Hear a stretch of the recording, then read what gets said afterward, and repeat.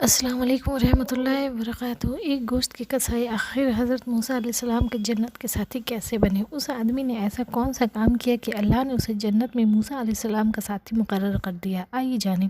ایک بار حضرت موسیٰ علیہ السلام نے اللہ تعالیٰ سے کہا، یا اللہ، جنت میں میرا ساتھی کون ہوگا؟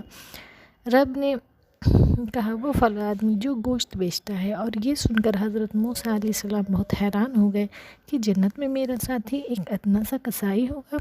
اس آدمی کا کون سا عمل ہے جو میرے رب کو پسند آ گیا اور اسے جنت میں میرا ساتھی بنایا گیا؟ یہی پتہ کرنے حضرت موسیٰ علیہ السلام اس کسائی کو دیکھتے ہوئے اس کی دکان پہ چلے گئے۔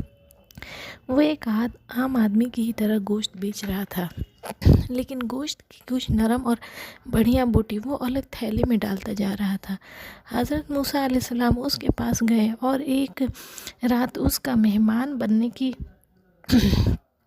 درخواست کی۔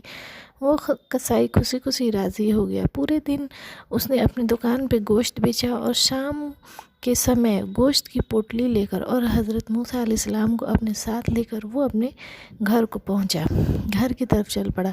گھر پہنچ کے اس نے کچھ نرم روٹیاں بنائیں اور اس گوشت کو بنایا، اور پھر ایک پلیٹ میں لے کے وہ ایک کمرے میں گیا جہاں چارپائی پہ اس کی بوڑھی ماں بیمار پڑی ہوئی تھی۔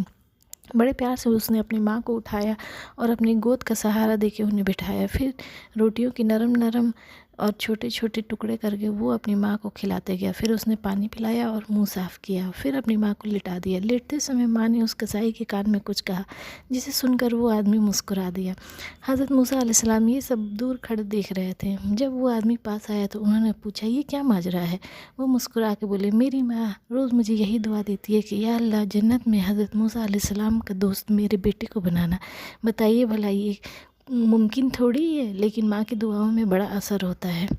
اللہ سب کو ایسے اچھے بیٹے نصیب کرے، آمین۔